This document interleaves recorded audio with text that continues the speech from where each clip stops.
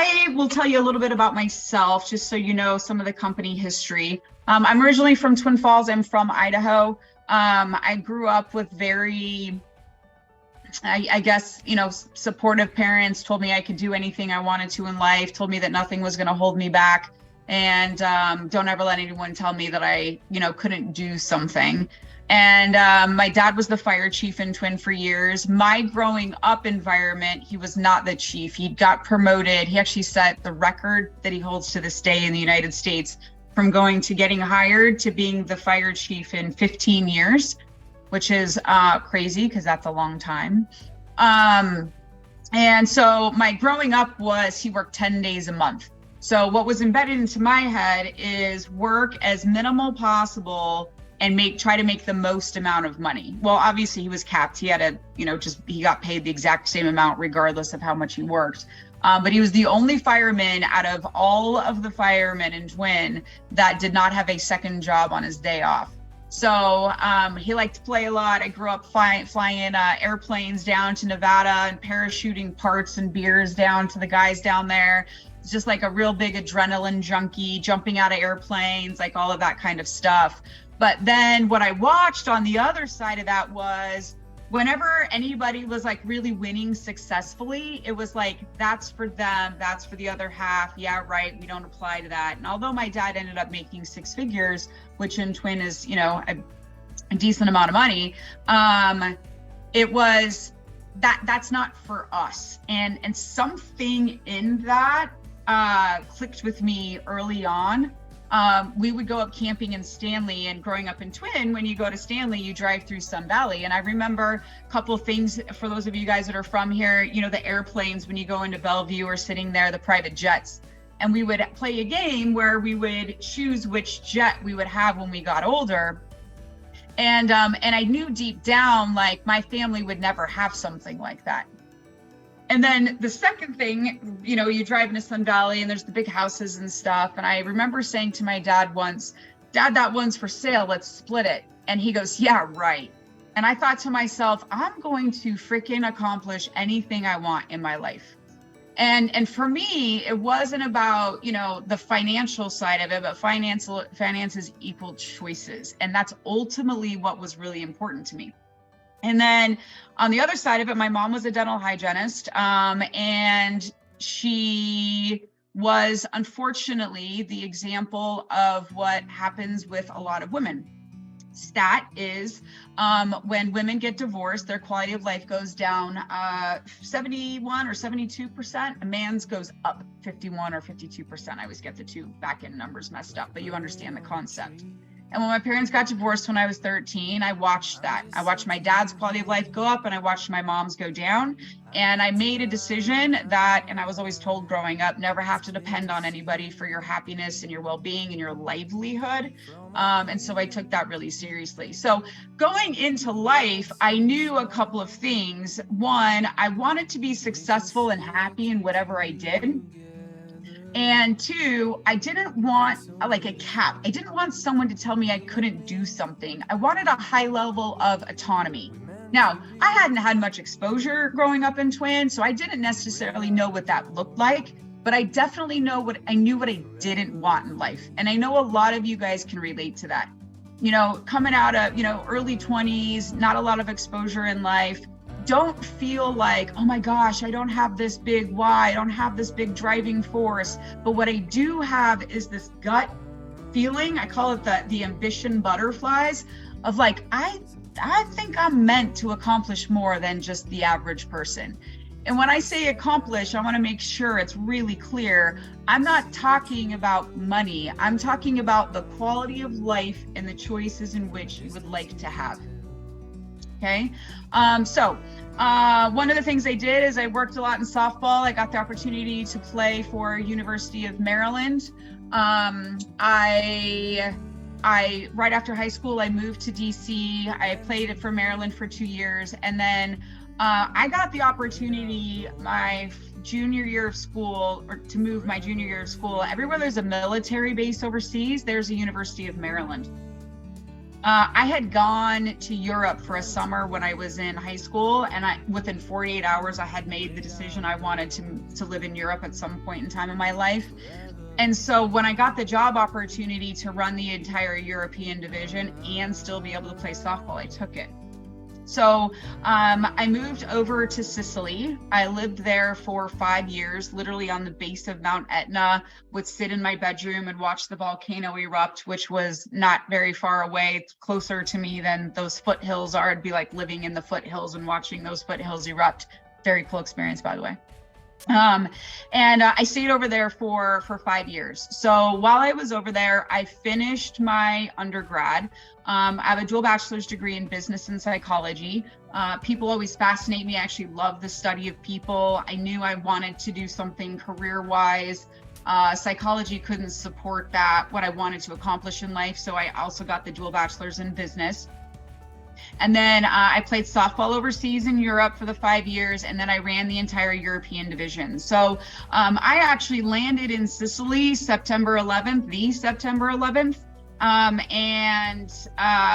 everything changed. So my job changed because all of those active duty military members went over to handle business, and a lot of their significant others, it was one of the duty stations overseas where you could bring a significant other, they were there. So I got to help a lot of active duty military members, significant others, get their degree while their spouse was serving and they were deployed, which was really cool. And then I was there long enough that a lot of those guys came back, and I got to help them to get their degrees while they were serving in the military, which was, really a cool experience for me. Growing up in Twin, I heard a couple of things. One of them was, if you want to be successful in life, you need to have an advanced degree. There were two people I knew that even had somewhat of the lifestyle that I wanted. One of them was my aunt, who got her master's degree in teaching and then ended up being a real estate developer in Alaska. And then the other one was my softball coach for my club teams, who also owned a business. He owned a drywall company. Definitely didn't want to go into drywall and construction. So but they had degrees. And so I always just knew I was going to get my master's degree. I came back to the States and I immediately started grad school like 10 days later. I went to the University of New Haven. It's a private college in Connecticut. I did a lot of my classes at Yale. University of New Haven has one of the top 3 organizational psychology programs in the country. So what organizational psychology is the study of people in business, where I'm trained to go into businesses and restructure them personnel-wise, a little financially. It wasn't really an emphasis of mine. I'm actually not a numbers person whatsoever. But I love creating, and I'm trained to create positive work environments. More importantly, that if the individual is developing and feeling fulfilled in their career, and the individual is thriving, then the company is going to be that much more successful. And people spend time at work. And I don't know about you guys, but as much as my parents loved what they did, there was a lot of complaining about the job. And I'm guarantee you there's head shaking right now. Yes. So I was like, I think that it's possible to create an environment where people actually look forward to what they do, and there's upward movement and there's development involved. So I went into organizational psychology. I got my master's in 18 months. I also did real estate in Connecticut when I was out there. And then I ran a mentoring program for kids who were in foster care. I was really trying to find a way to help people. So I went into real estate because of the autonomy.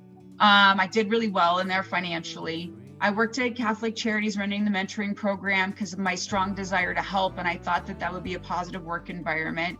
Ended up not. But I had this desire to help people and reach my desire of achievement. So starting out of grad school, I got, there's 3 big consulting firms in the US. I got job offers at two of them. I was 26 at the time. Both job offers started out at 120 grand a year for the like an entry level position. It's very much across the board. Doesn't matter what consulting firm you work in, it's the exact same. Where I would essentially be a glorified like intern for 2 years. After that 2 years, I would study with the senior consultant for 5 years, learning how to have my own clients. And then after that total of 7 years, I would be able to go on my own, meaning I could take on my own clients. Very much like a lawyer. I actually thought my whole life, I thought I was going to be a lawyer. I was going to go to Harvard, do law, and quickly realized when I worked at the second largest law firm in the US when I was in DC that I definitely did not want to be a lawyer. It took me 2 months to figure that out. But it's very much like a lawyer path where you're grinding and grinding and grinding, earning the right to, or the opportunity to take on your own clients. So, I was 26. I fast forwarded 7 years, which is what it was going to take before even I could essentially get started in my career. And something just wasn't clicking with me. I was on the phone with my friend telling her about my job offers, and she goes, "Why don't you go spend some time with your family in Idaho and then get a job in the fall like everybody else does?" It was like the end of July.